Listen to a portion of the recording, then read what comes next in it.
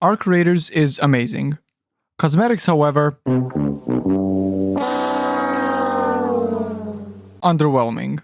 With Arc Raiders being out for well over a month, we got a new map to explore, new arcs to fight, and of course, new cosmetics to buy. And right here's where I'm starting to have issues. As the self-proclaimed ambassador of buying everything that glows and looks cool, I think the cosmetics could use some work. And of course, I am obligated to make this disclaimer. I love Arc Raiders, literally, to the bottom of my heart. I think the game is absolutely amazing, and this is a matter of preference. These skins, while I may consider them bland and boring, some people think they're just fine, and that's honestly a-okay with me. We can have a discussion about it in the comments down below. Oh, and also while you're down there, first I think it's important we discuss the effect many people in the gaming world have come across, and that is the Fortniteification of games. That's a word? Yeah, that is a word from now on, I guess. Now, what does that entail? Well, Fortnite, being a game primarily targeted at a younger demographic, has a lot of goofy looking and insane collaboration style skins.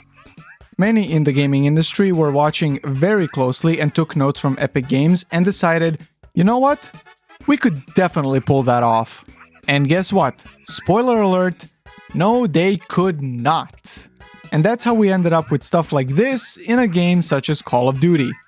And with that, ladies and gentlemen, we have come full circle in shitting on COD yet again. A game that understood the assignment perfectly back in the day was Team Fortress 2, where it literally became a war-themed hat simulator with hats that are worth, holy fuck, way too much money. And after all, there was another Embark title that had the cosmetics done right, and that was their hit free-to-play game, The Finals. But with all this yapping out of the way, how does it all tie back to Arc Raiders and the cosmetics issue I have with it? Well, the game's design director Virgil Watkins stated in the interview with PC Games, and I quote, "I think because so much of our game is strung around that element, it would be really unfortunate to upset that by injecting, I don't know, a T-Rex costume running around suddenly. I don't think the novelty is worth the trade." That's good. And I agree with this sentiment wholeheartedly, but that doesn't mean you can't be creative while still keeping it on brand with the game's core identity. Remember this image from the release trailer? The cosmetics in this shot look cool and on brand with the Arc Raiders theme. No flaming demons or pink sparkly unicorns needed. I am not saying all cosmetics have to be these edgy special forces future soldier looking guys, but I know you can do better than what looks to be a guy rocking a colonial soldier jacket and a diaper on his head. Believe it or not, you can have the best of both worlds. Raiders are on the surface majority of the time. What's stopping them from taking some arc platings and crafting a makeshift armor Fallout style? You can create cosmetics that are visibly made out of arc parts, and here's another idea. Don't monetize it. Make it a challenge.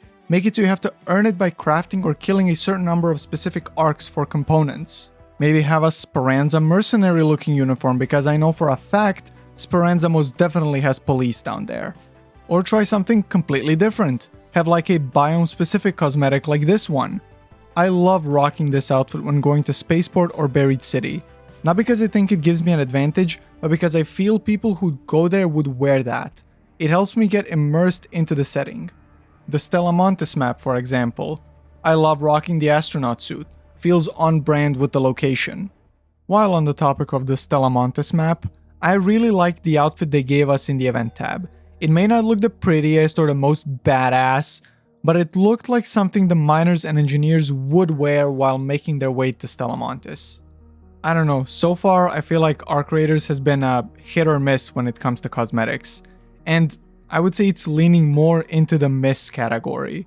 Don't get me wrong, like I said, some cosmetics genuinely look good and I feel like they're worth the money. But some just look underwhelming and, dare I say, outlandish for all the wrong reasons. I think the greatest example I can think of is the diver cosmetic. Not only does the lower half just look like a recycled reskin of this cosmetic, but also a diver helmet? Really? Where on earth did you dig that thing up? The game has a lot of potential in the outfits department without breaking the immersion.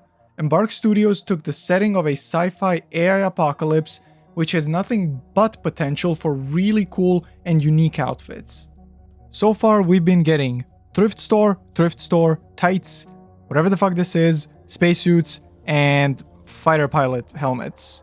I get the appeal, but come on guys, I know you can do better. Stay true to the roots of our creators and embrace creativity to deliver outfits that are, in my humble opinion, worth the 10 to 15 euros you're asking for. Because so far from what I see, not a lot of these look like they're worth the money. Look, at the end of the day, I think what I and many like me want is to simply look cool while getting hunted down by arcs, and that's about it. But that's just my opinion, raiders. Now let me hear yours. Happy looting and stay safe out there.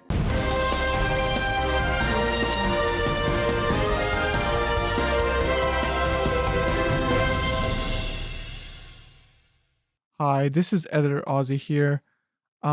Yesterday on Reddit I saw this post. It is believed this will be the outfit you get for finishing the expedition and completely wiping your character. It is not confirmed yet, so take that with a pinch of salt. But if it turns out to be true, what the actual fuck, Embark?